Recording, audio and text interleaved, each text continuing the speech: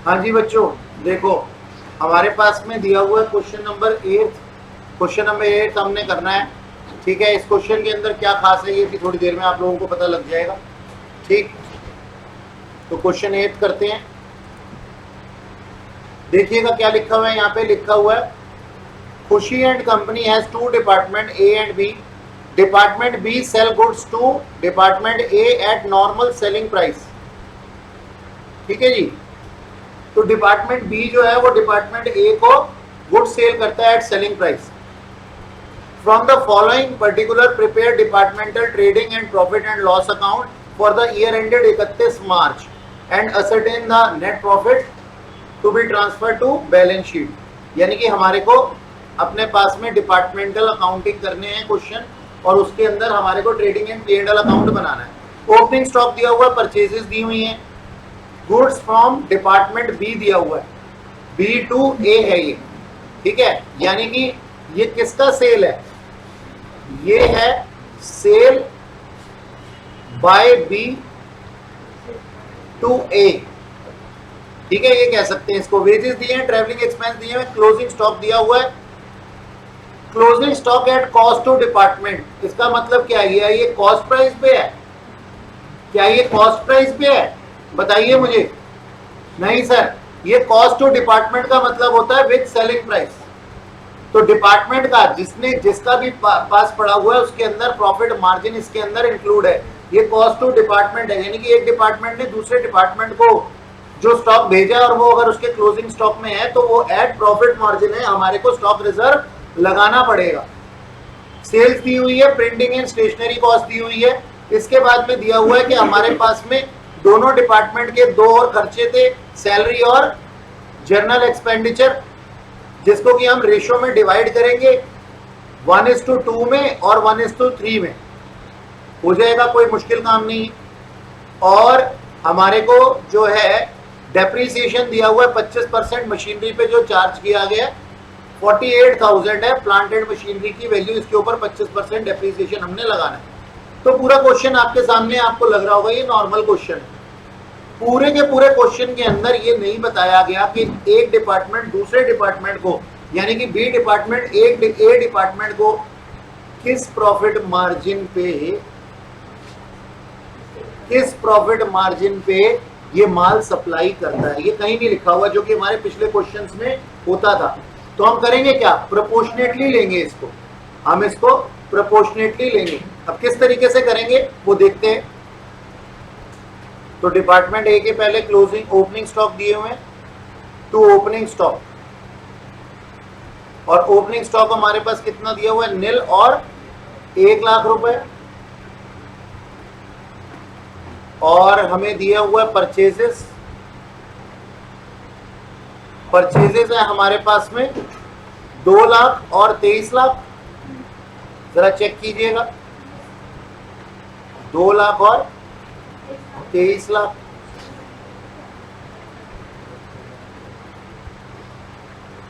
ठीक है जी, और हमारे को स्टॉक ट्रांसफर दिया हुआ है, टू ट्रांसफर। बी ने ए को किया तो ए का ये परचेज हो गया 7 लाख रुपए, और बी का ये बाय स्टॉक ट्रांसफर, ये सेल हो गया। तो कितने का आएगा हमारे पास में, 7 लाख रुपए बी में, इसका सेल हो गया और उसका परचेज हो गया एक तरीके से। वेजेस दिए हुए 2 वेजेस, और वेजेस कितने दिए हुए हैं, 1,60,000 और 1 लाख।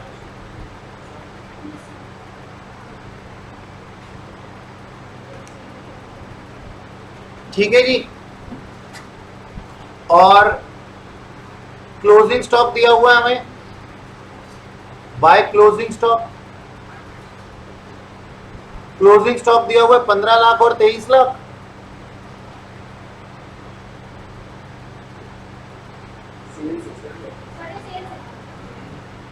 अच्छा, सेल्स है, ठीक है, ये सेल्स है, और क्लोजिंग स्टॉक है हमारे पास में कितना है, 1,80,000 और 5 लाख।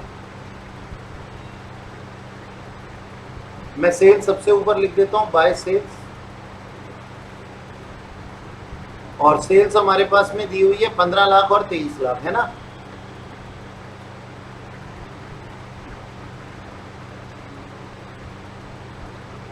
जी जनाब, ये हो गया हमारे पास में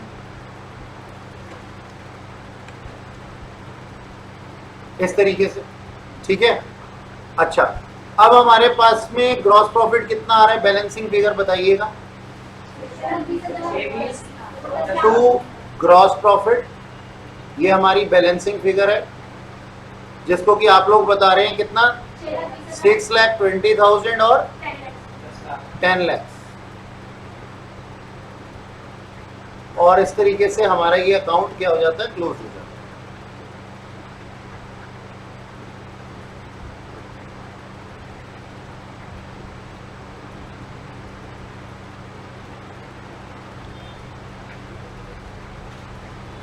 चेक करें जी, और क्या क्या खर्चे में दिए हुए हैं, तो ये मैंने लिख दिया यहाँ पे gross profit, by gross profit 6,20,000 and sir 10 lakh. Okay, अब और क्या क्या खर्चे दिए हुए हैं, हमें दिया हुआ है यहाँ पे 2 ट्रैवलिंग एक्सपेंस, ये ट्रैवलिंग एक्सपेंस मैंने लिख दिया 1,40,000 है और 10,000 है। ट्रैवलिंग एक्सपेंस के बाद में प्रिंटिंग है, प्रिंटिंग एंड स्टेशनरी 16,000 और 20,000, और सैलरी है मेरे पास में 90,000 एंड 1,80,000। इसको हमने बांट दिया रेशो में जो भी बताई हुई है। और क्या है, टू जनरल एक्सपेंसेस, ये भी हमने बांट दिया 2 लाख और 6 लाख गिवन रेशो में। और एक और एक्सपेंस था डेप्रीसिएशन,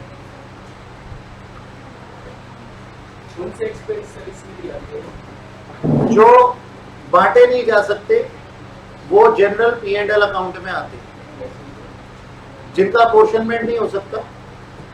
डेप्रीसिएशन हमने 3,000 और 9,000, ठीक है जी। और मेरे अब नेट प्रॉफिट आ जाते हैं यहाँ पे, 2 नेट प्रॉफिट, और नेट प्रॉफिट आ जाते हैं मेरे पास कितने, 1,71,000 और 1,81,000। ठीक है जी, यहां तक मेरे हिसाब से किसी को कोई दिक्कत नहीं होनी चाहिए। ठीक है जी, तो इसकी जीपी रेशो निकालेंगे। जीपी रेशो कैसे निकल करके आएगी, पहले तो देखेंगे किसकी, डिपार्टमेंट बी की। तो मैं यहां लिखता हूं GP ratio of department B,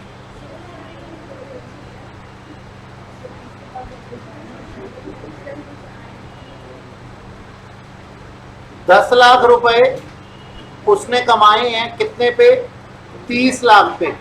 23 lakh plus 7 lakh रुपए का क्लोजिंग स्टॉक भी है, ये देखो ये रहा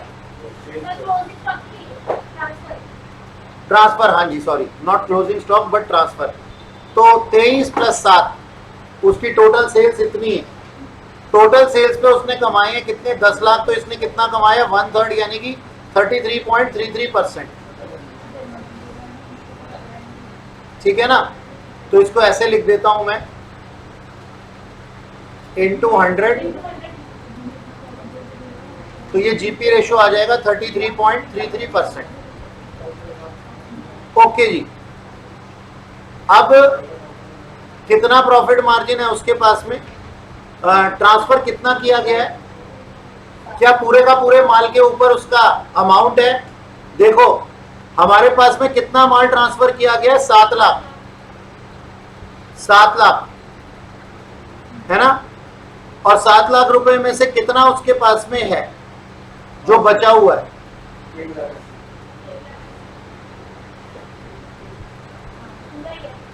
पूरा है क्या अधूरा है।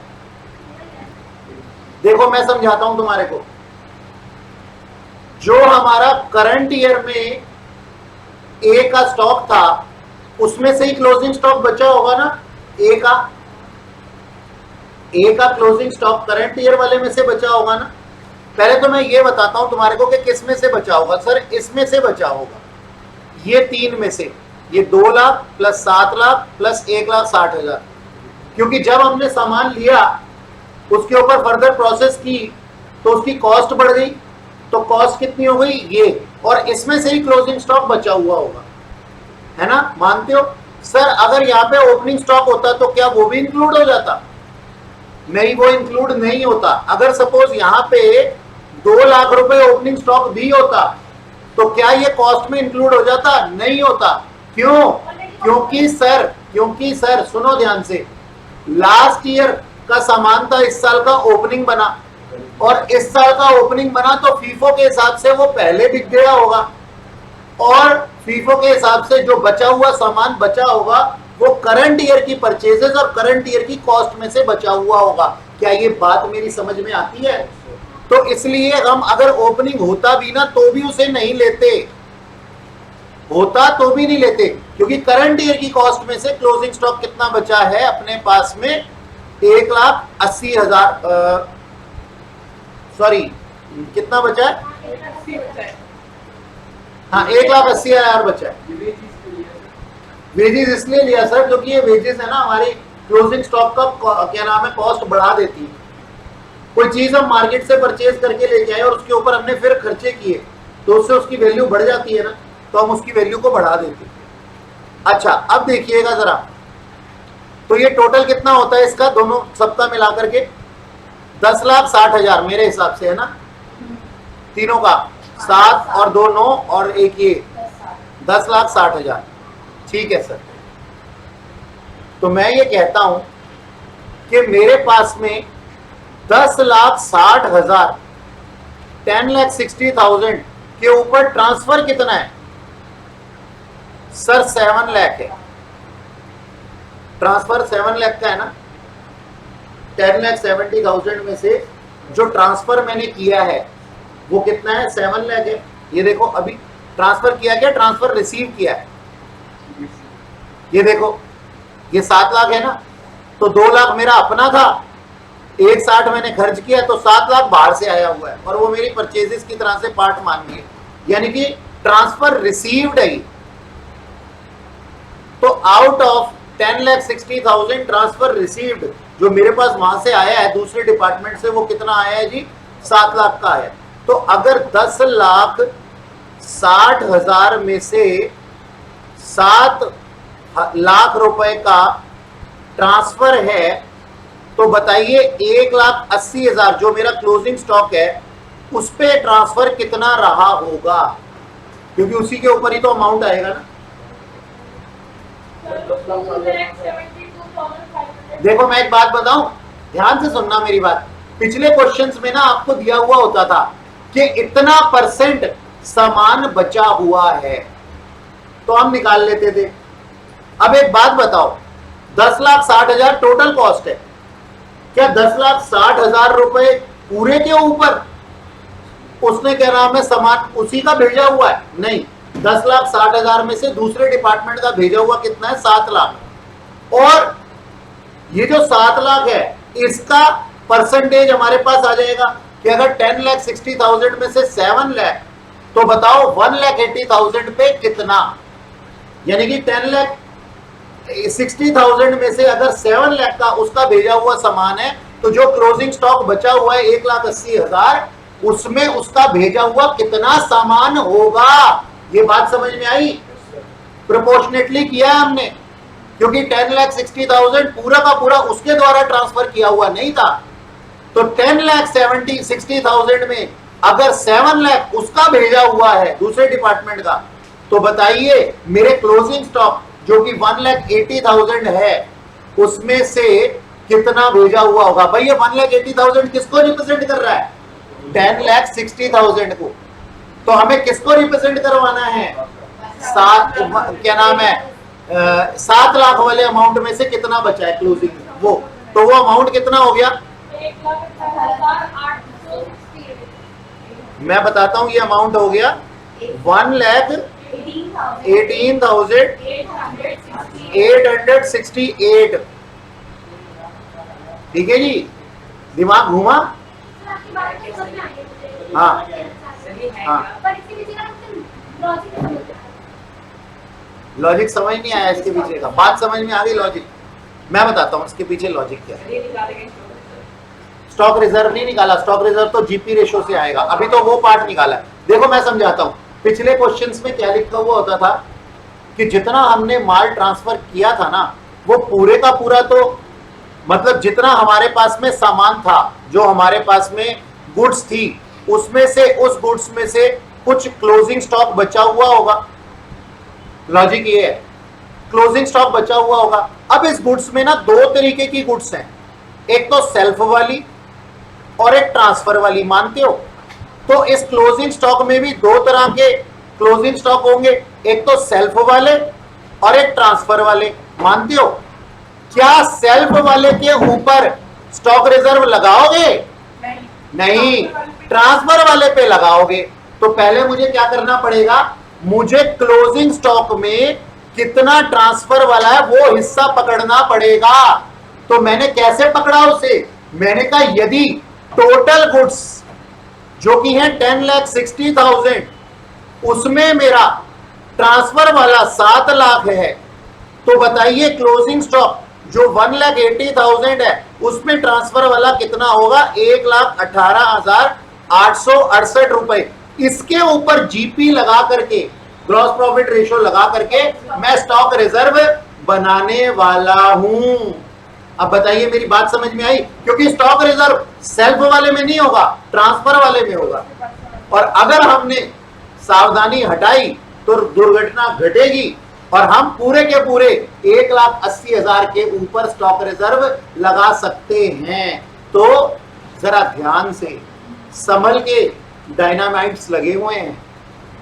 जी मैडम, बात समझ में आई आपको मेरी? तो स्टॉक रिजर्व हमने निकालना है। अब स्टॉक रिजर्व हम निकाल देंगे, कितना था जी इसके अंदर, क्यों नहीं बता देते मेरे को? इसका 33%, 33.33% कितना आ जाएगा? इसका 33.33% आ जाएगा। कितना? 39,18 या 23? वो फुल करने पर हो रहा है, मतलब 34 करने पे? नहीं 3333 करेंगे ना? हाँ ठीक है, तो 23 कर देते हैं इसको। ठीक है जी, तो ये क्या आ गया हमारा बाबूजी? Stock reserve. क्या निकाला था?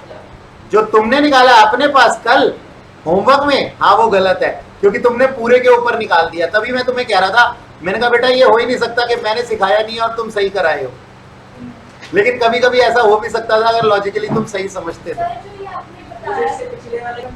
General P and L account बनाएंगे। नेट प्रॉफिट कितना था डिपार्टमेंट ए का और डिपार्टमेंट बी का? 1,71,000 और 1,81,000, टोटल कितना होता है? 3,52,000। 11,52,000 कहां से आ गया भाई? और स्टॉक रिजर्व कितना हो गया?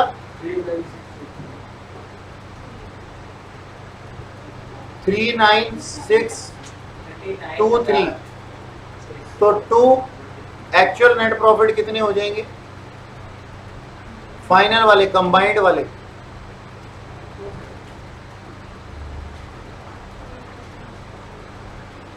3,12,377।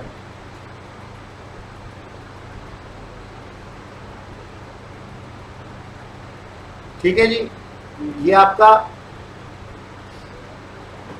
Trading P and L account. ये सब कोई देखा होगा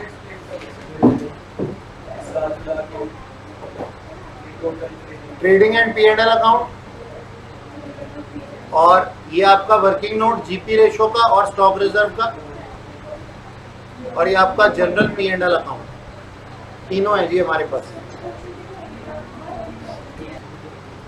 हाँ जी, नेक्स्ट क्वेश्चन है, देखो हमारे पास क्वेश्चन नंबर 7 आईसीआई मॉड्यूल का है ये।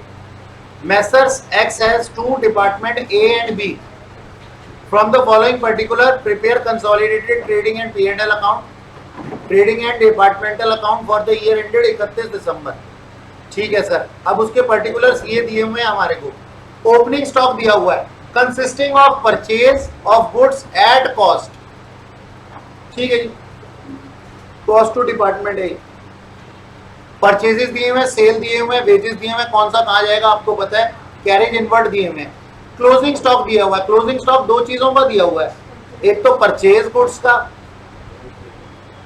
अब जो परचेजेस होती हैं वो तो विदाउट प्रॉफिट मार्जिन होती है ना, ये परचेजेस हैं किसकी, डिपार्टमेंट्स की, ए और बी की, तो इसके अंदर थोड़ी ना प्रॉफिट मार्जिन हमें पता है।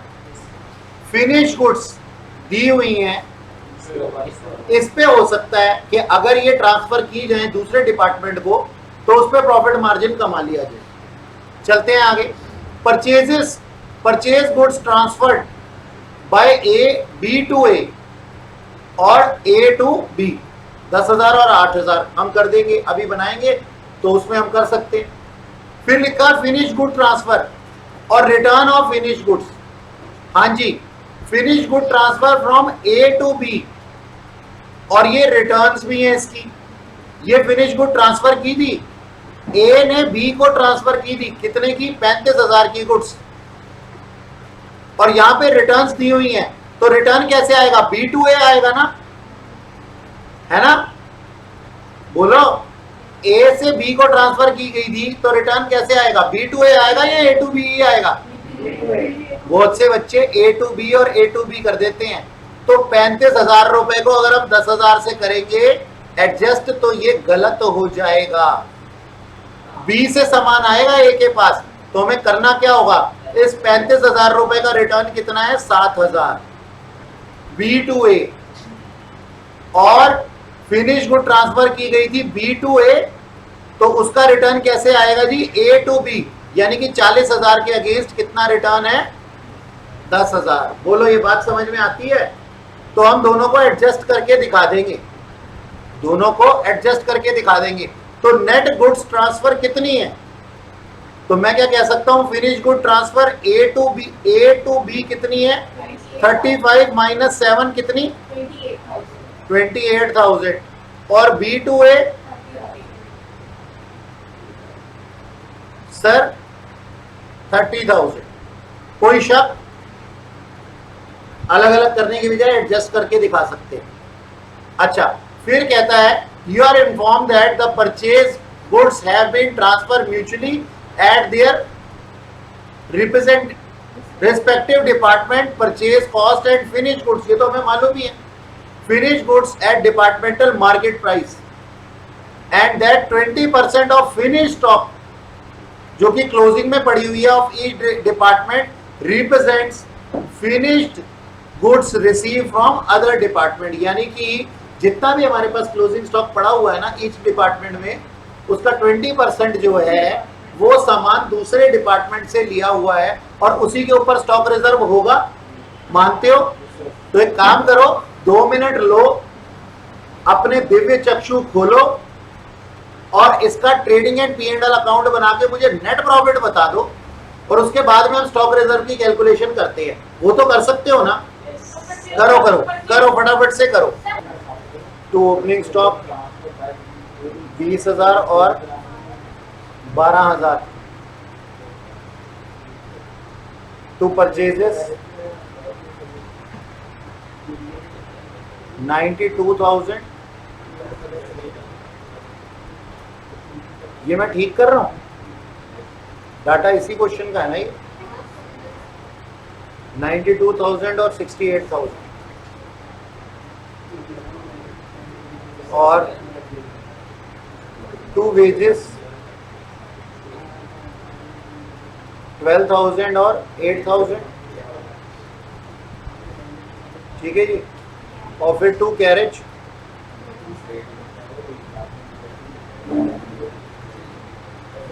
में आ गया अपने पास में 2,000, और यहाँ पे भी 2,000 ही है ना, ठीक है जी। इधर बाय सेल्स 1,40,000 और 1,12,000, और बाय ट्रांसफर,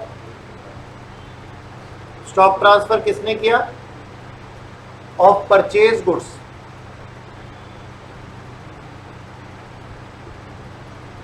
ये था 8,000 और 10,000, ठीक है जी। और स्टॉक ट्रांसफर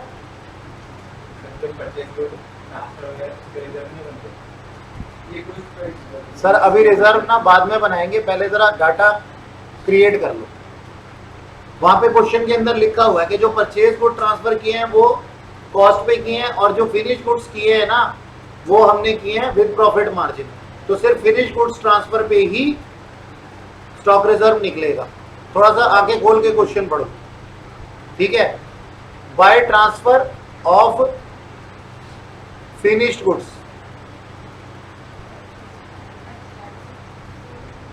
अच्छा ऊपर वाले की एंट्री यहां भी डालनी है, ये 10,000 और ये 8,000 to transfer of purchase goods,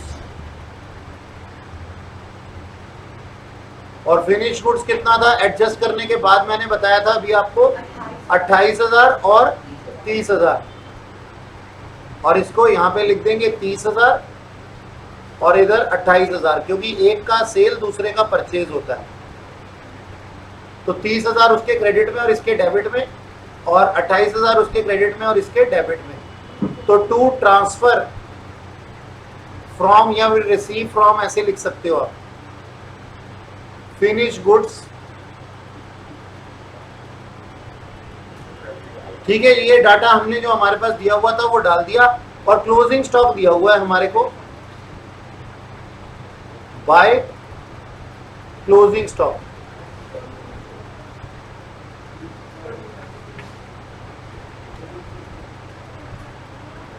closing stock purchase goods का भी है और फिनिश गुड्स का भी है ना। 45 परचेज का था, 4500 और 6000, और फिनिश गुड्स का था 24,000 और 14,000, है ना। तो फिर हमारा ग्रॉस प्रॉफिट आ जाएगा, to gross profit balancing figure कितना आ जाएगा ये बताइए। 38,500 और 46,000, ठीक है जी, बना लिया ये।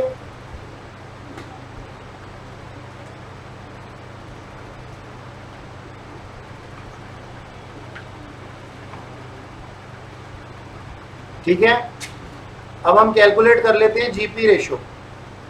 क्यों जीपी रेशो कैलकुलेट करनी है हमारे को, बोलो। क्योंकि सर एक दूसरे को स्टॉक ट्रांसफर किया है इन्होंने, तो ग्रॉस प्रॉफिट रेशो हमें निकालनी होगी। हम वर्किंग नोट बनाएंगे, कंप्यूटेशन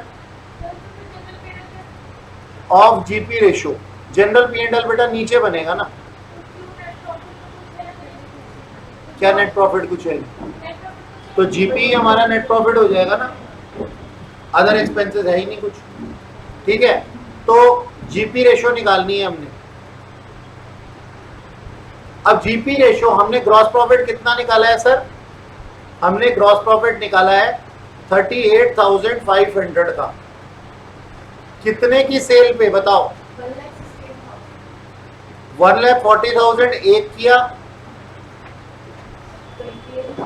ठीक है, और 8,000 एक किया, और 28,000 एक किया। अब देखो इसमें है ना, इस बच्ची को दिक्कत हो रही है, कहती है सर ये 8,000 क्यों लिखा, क्या इसकी दिक्कत सही है या आप लोग इसके साथ नहीं है। हर्षा को इस बात से दिक्कत हो रही है कि सर यहाँ पे ये 8,000 नहीं आना चाहिए, क्या ये सही कह रही है, बिल्कुल सही कह रही है सर, क्योंकि 8,000 कॉस्ट पे हुआ है। तो क्या मैं इसको काट दूं, हाँ सर काट दो। सर आप तो गलत कर रहे थे, वो तो हर्षा ने बचा लिया आपको, नहीं मुझे मालूम था। और यहाँ पे आप भी इसी तरीके से करेंगे, 8,000 लिख करके काटेंगे, सो दैट आपको पता लगे कि उसको क्यों काटा गया, क्योंकि क्वेश्चन की डिमांड ये है। परचेज गुड्स पे उसने प्रॉफिट मार्जिन नहीं लगाया, तो कोई प्रॉफिट कमाया ही नहीं है। आप भी इसको लिख करके काटना मेरी तरह, ठीक है जी। तो ये कितना आ जाएगा, आप 23% नहीं बोलेंगी इसको, आप इसको 23% नहीं बोलेंगी मैडम, आप इसको बोलेंगी 22.92%, क्योंकि मैडम आपको नहीं पता 0.8% से ना काम खराब हो जाएगा। तो जीपी रेशो हमारे पास में करना है हमने। ऐसे ही हम जीपी रेशो हमने किसकी बनाई थी ये सर, ये हमने बनाई थी डिपार्टमेंट ए की, ऐसे ही हम डिपार्टमेंट बी की भी बना देंगे।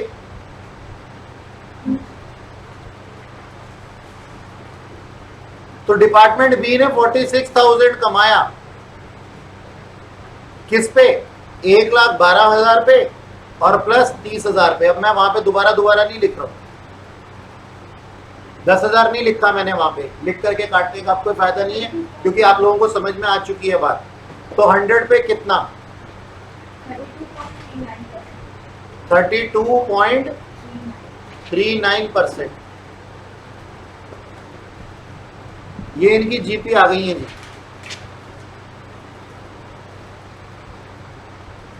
अब हम क्लोजिंग स्टॉक पे स्टॉक रिजर्व बना दें। कंप्यूटेशन ऑफ स्टॉक रिजर्व, जी जनाब, क्लोजिंग स्टॉक पे होगा। क्लोजिंग स्टॉक हमारे पास कितना है, 24,000। पहले हम करेंगे डिपार्टमेंट ए और फिर डिपार्टमेंट बी। 24,000 का बचा हुआ था, लेकिन 24,000 का 24,000 तो ट्रांसफर वाला नहीं था ना, उसका 20% करेंगे पहले, और फिर उस 20% का कितना परसेंट स्टॉक रिजर्व लगाएंगे, 32.39%। अरे उसी का उसी पे मत लगा देना प्रभु, कहीं तुम ए पे 22.92 लगा लो, वो खुद से ही कमा रहा था क्या 1555 है। और यहाँ पे कितना आ जाएगा, 14,000 था ना क्लोजिंग स्टॉक, इसका भी 20% था क्लोजिंग स्टॉक, और इसके ऊपर प्रॉफिट मार्जिन कितनी, 22.92% कमाया है उसने। तो ये अमाउंट यहाँ पे आ गया 1,555 और यहाँ पे 642। लो सर,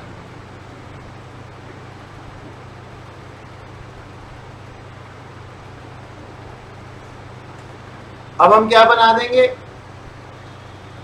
बोलो, general P and L account.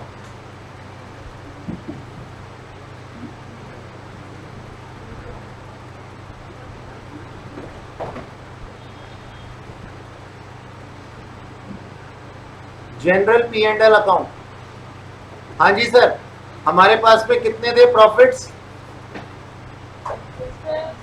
हमारे प्रॉफिट्स थे सर डिपार्टमेंट ए के और डिपार्टमेंट बी के 38,500 और 46,000, जिसके खिलाफ हमने स्टॉक रिजर्व को, प्रॉफिट मार्जिन को एलिमिनेट कर दिया स्टॉक रिजर्व में, ठीक है जी। और वो टोटल कितना बनता है, ए और बी का 1,555 और 642, तो हमारा नेट प्रॉफिट कितना आ गया जी, 2 नेट प्रॉफिट 82,303, 203। सही बताओ, अगर मैं तुम्हारे पे कैलकुलेशन में बिलीव करता हूं तो कैलकुलेशन सही होनी चाहिए, ठीक है जी।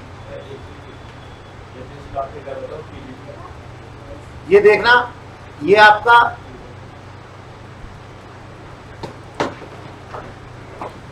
क्वेश्चन था, क्वेश्चन नंबर 7 आईसीआई मॉड्यूल का कोई क्वेश्चन है ये, मतलब क्वेश्चन नंबर नहीं मालूम मेरे को, अगर पता करना चाहते हो तो मॉड्यूल खोल के देख सकते हो, ठीक है। और ये उसका सॉल्यूशन,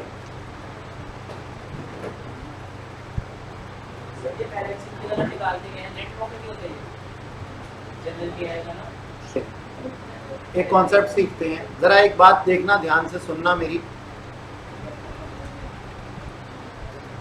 सुनो। यहाँ पे हमारे पास में एक डिपार्टमेंट है, डिपार्टमेंट ए, ठीक है, और ये डिपार्टमेंट बी और ये डिपार्टमेंट सी। डिपार्टमेंट ए जो है वो बी को सामान बेचता है और डिपार्टमेंट बी जो है वो डिपार्टमेंट सी को सामान बेचता है। एरो समझ में आ रहा है ना? अब डिपार्टमेंट बी का क्लोजिंग स्टॉक बचा हुआ होगा, ठीक है ना?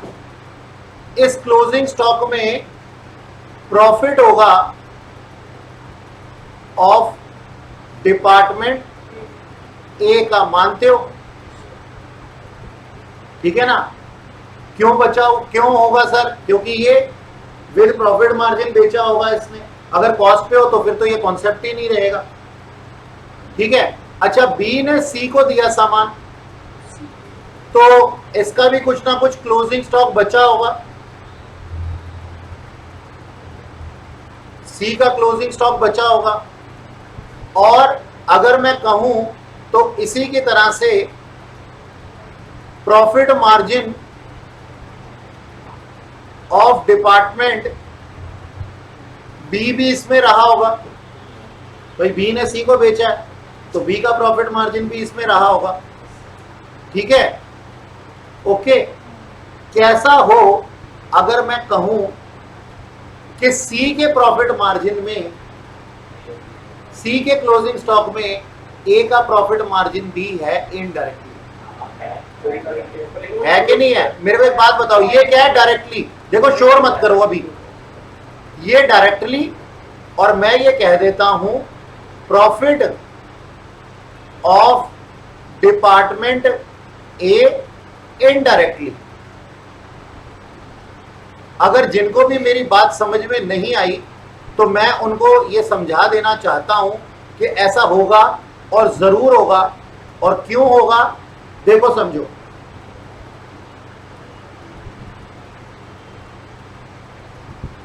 मुर्गी ने दाना खाया, तुमने मुर्गी को खाया, तो तुम्हारे पेट में दाना भी है और मुर्गी भी है।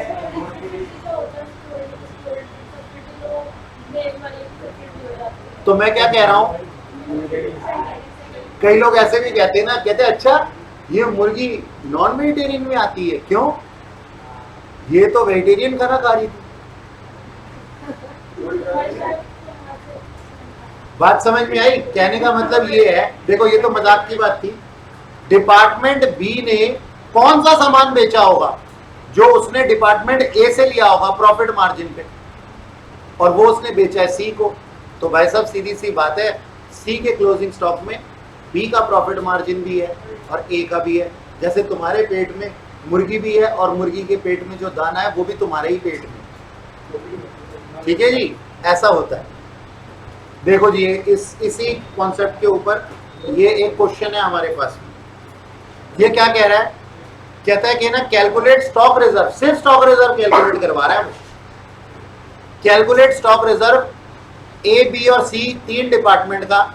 कहता है उसकी कंटेंट रेशियो है ए की, प्रॉफिट शेयरिंग रेशियो है, प्रॉफिट रेशियो है सॉरी, यानी कि जीपी रेशियो, और क्लोजिंग स्टॉक दिया हुआ है हमारे को, ठीक है जी?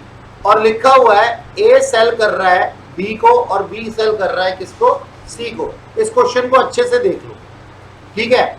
अब ये देखो ये क्या लिखा हुआ है कि हमारे पास में प्रॉफिट शेयरिंग रेशियो कितनी है? 1/4 ऑफ सेल्स। इसका मतलब क्या हुआ? 1/4 ऑफ सेल 25%, 25%। अच्छा आगे देखो क्या लिखा हुआ है, 1/5 ऑफ कॉस्ट। अगले वाले में लिखा हुआ 1/5 ऑफ कॉस्ट। इसका मतलब क्या हो गया? सर हमारी कॉस्ट कितनी है? 100, हमारा प्रॉफिट कितना है? 20, तो हमारा सेलिंग प्राइस कितना हो गया? 120, कॉस्ट प्लस प्रॉफिट मार्जिन, ठीक है ना? ओके। और यहाँ पे क्या लिखा हुआ है? अभी बताऊंगा, जब बनाऊंगा तो पता लगेगा तुम्हारे। अभी सिर्फ मैं ये बताना चाह रहा हूँ, कंटेंट रेशियो का मतलब हो गया कितना क्लोजिंग स्टॉक उससे रिलेटेड पड़ा हुआ है, दूसरे वाले से, दूसरे वाले, ठीक है जी? ओके। अच्छा जी, तो हम इसको बना लें, हमारे को एट कॉस्ट और सेलिंग प्राइस का मतलब समझ में आता है। ये भी लिखो यहाँ पे, in closing stock of C profit margin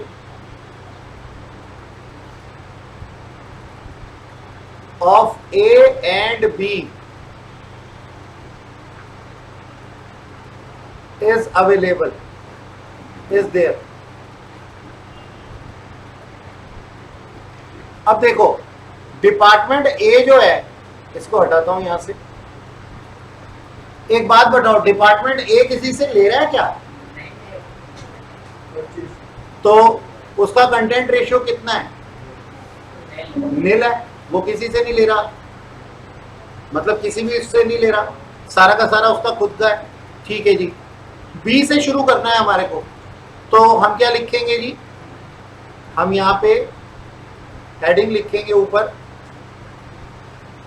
stock reserve. Sir जी आपने भी कंसेप्ट समझाया है, जी जनाब। इससे बी ने ए से लिया है, बी ने ए से सामान लिया है और बी ने सी को बेचा है। देखो मैंने क्या बोला था, ए ने बी को बेचा तो बी के क्लोजिंग स्टॉक में ए का प्रॉफिट मार्जिन इंक्लूड होगा, और बी ने फिर सी को बेचा, सॉरी मैं दोबारा बोलता हूं, ए ने बी को बेचा तो बी के क्लोजिंग स्टॉक में किसका प्रॉफिट मार्जिन? ए का प्रॉफिट मार्जिन इंक्लूड होगा, और फिर बी ने आगे सी को बेच दिया तो सी के प्रॉफिट मार्जिन में, सी के क्लोजिंग स्टॉक में ए और बी दोनों का प्रॉफिट मार्जिन इंक्लूड होगा। ठीक है, अब देखो जी, हम इसका एक बना रहे हैं, ये हमारा क्वेश्चन था और स्टॉक रिजर्व हमें कंप्यूट करना है। सबसे पहले किसका जी? डिपार्टमेंट बी का। डिपार्टमेंट बी का क्लोजिंग स्टॉक कितना था सर? 22,000 था, 22,000। ठीक है, और प्रॉफिट इसके अंदर प्रॉफिट ऑफ डिपार्टमेंट ए होगा, प्रॉफिट ऑफ डिपार्टमेंट ए वो कितना होगा? आओ सर निकाल लेते हैं। सर 22,000 रुपए के क्लोजिंग स्टॉक में डिपार्टमेंट ए से रिसीव किया गया स्टॉक कितना था? 2/10। ये देखो लिखा है ना 2/10 कंटेंट रेशियो। अच्छा जी, तो ये तो आ गया हमारा क्लोजिंग स्टॉक जो कि किसका है? डिपार्टमेंट ए से रिसीव किया गया है। वो कितना आ गया बता दो? 4400। 4400। अब 4400 रुपीज के ऊपर जीपी रेशो कितना है उसका? बोलो जी। 1/4 लगाओगे या 1/5 लगाओगे? सर ए का देखना है ना, ए ने कमाया है तो ए ने कितना कमाया होगा इससे? 1/4 ऑन सेल्स, तो हम क्या कर देंगे इसका 1/4, यानी कि स्टॉक रिजर्व कितना हो गया? 1100। ठीक है जी, लो क्वेश्चन देख लो।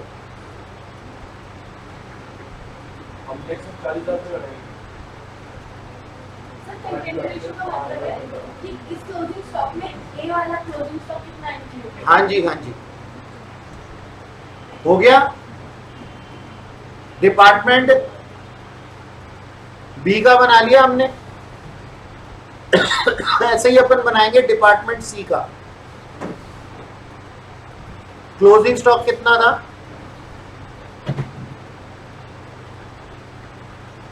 सर 40,000 रुपीज है ना। देखो 40,000, और किसका लेंगे हम? चलो जी देख लेते हैं। प्रॉफिट ऑफ डिपार्टमेंट बी, पहले हम निकालते हैं profit of department B.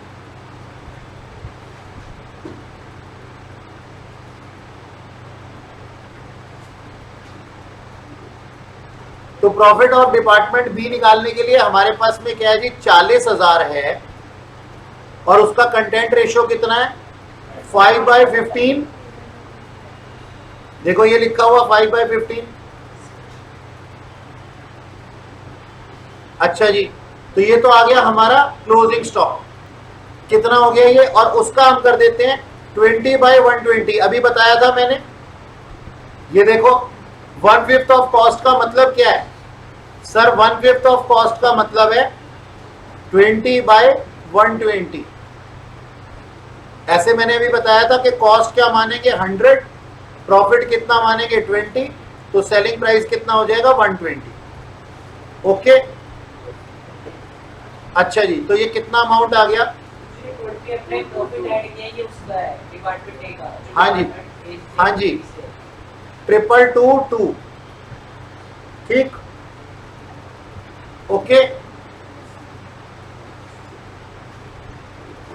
Sir अगर इसमें जैसे यहाँ पर दे रखा था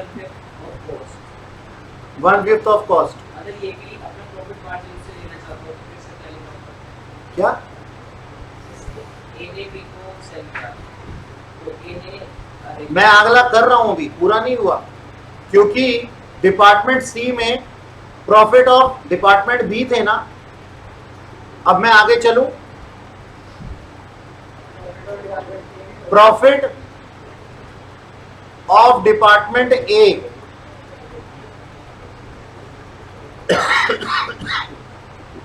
ठीक है जी, हाँ जी, वो किस पे होगा? देखो मेरे को एक बात बताओ, ये निकालने से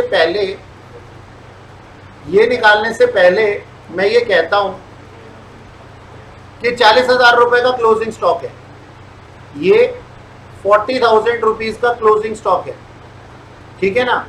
अब वैल्यू ऑफ डिपार्टमेंट बी कितना है इसमें, यानी कि selling price of department B कितना है, बोलो।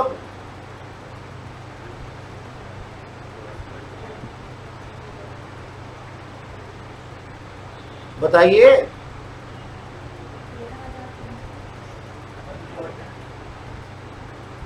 कैलकुलेट करके बताइए, दोबारा बताऊं, सुनो मेरी बात सुनो, selling price of department B कितना है, मतलब ये क्लोजिंग स्टॉक 40,000 था ना, 40,000 का 5/5 कितना आ गया 13,333।